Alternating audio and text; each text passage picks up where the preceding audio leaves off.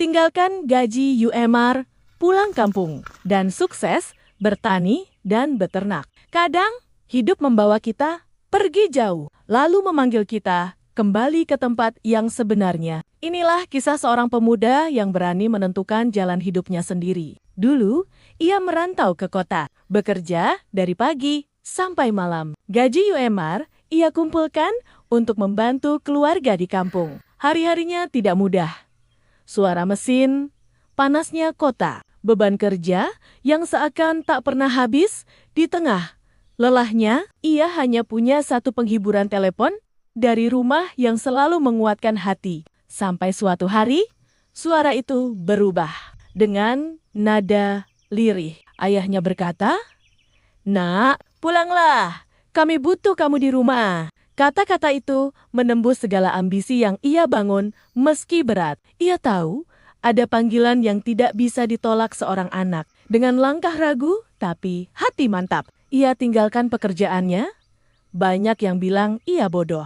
Melepas gaji tetap demi pulang ke kampung, tapi ia percaya kadang keputusan besar tidak selalu dimengerti orang lain.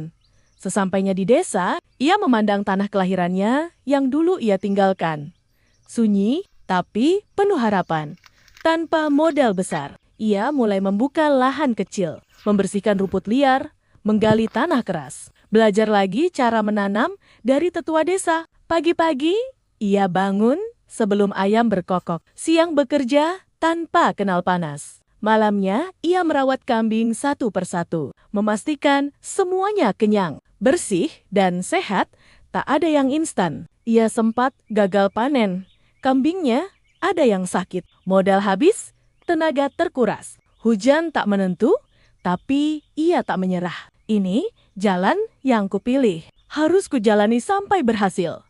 Katanya, pelan-pelan, kerja keras mulai membuahkan hasil. Tanamannya tumbuh subur, kambingnya makin banyak, makin gemuk, makin sehat. Ia mulai dikenal warga sekitar sebagai anak muda yang tekun dan tak pernah mengeluh. Rezeki mengalir sedikit demi sedikit.